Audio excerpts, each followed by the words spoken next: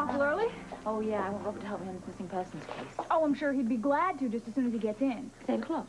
Yeah, well, he's kind of letting down after these past few months, I guess. He just sort of comes in when he comes in. Sometimes as late as 9. 9? It's not always the answer to be a workaholic, is it? No, well, you should know. Well, good morning, ladies. Hi. Sam, we've got a call for the commissioner. They sent it down to you. Can you take it? Sure, thanks, Jim. Listen, I'll see you later, Anna. And if you need any help with this case, don't hesitate to call. Hey, congratulations. Thanks. All right, bye. Officer Wells here. Can I help you? Yeah, Sam is Frisco. I need to talk to Robert right now. Well, he's not here, but he'll be here any minute. What's going on? I mean, there are a few other cops on the force, you know. Can you find him for me? Well, I can try. Maybe he's upstairs. I'll go check for you, but meanwhile, you try his house, okay? All right, I'll call back if he's not home. Okay, right. Bye-bye.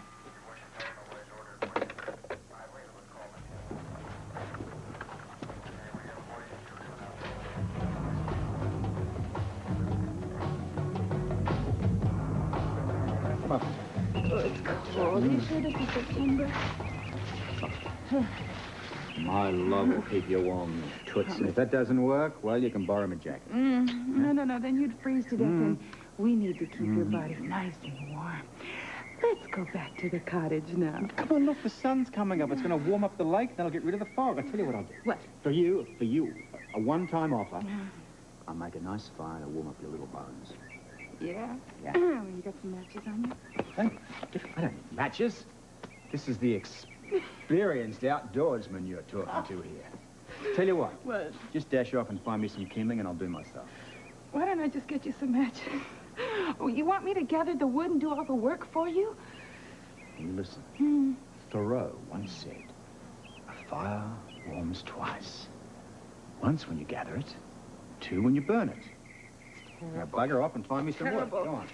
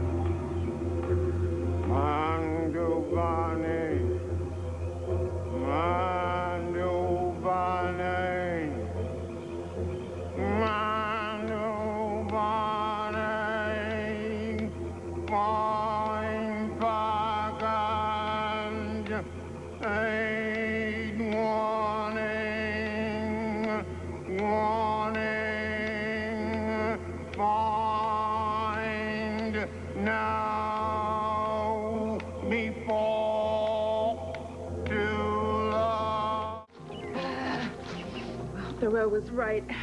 I worked up quite a sweat getting all this great stuff. Here, look at that fire. That's great. Here. Yeah, I'm something else, all right. Oh, does it require having a long face to build such a great fire?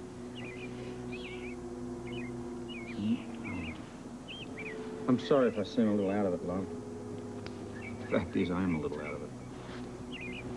While you're away, something kind of weird happened.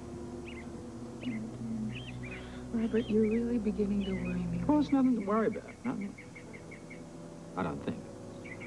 It's just that my mind lately always seems to drift back to Tanganyika. Maybe it's because I realize, out of passing gratitude, that every time I do something he taught me to save my miserable skin. Just when you think it's safe to go back in the forest. What?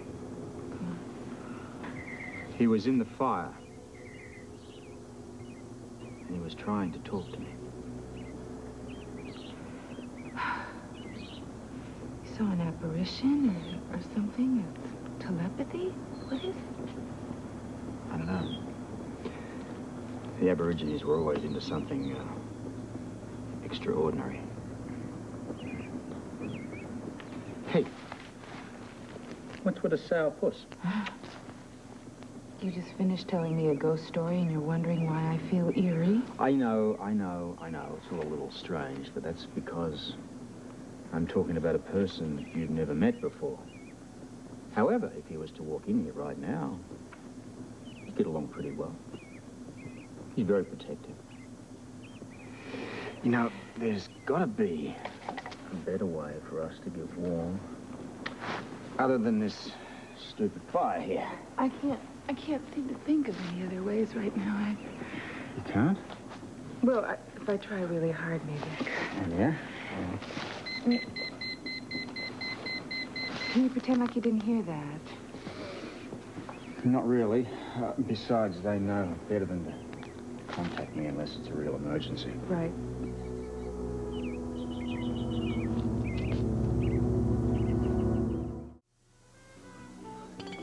Oh, that is so good.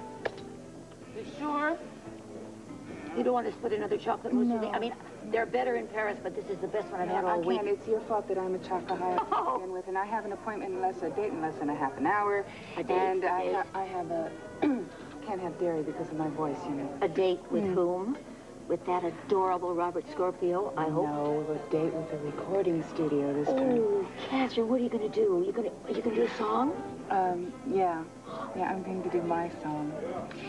And that's why I wanted to ask you here to lunch, to thank you, because it's because of you that I wrote the song and sang it for Robert, because I find it easier to sing the way I feel than to come straight out and tell him. So.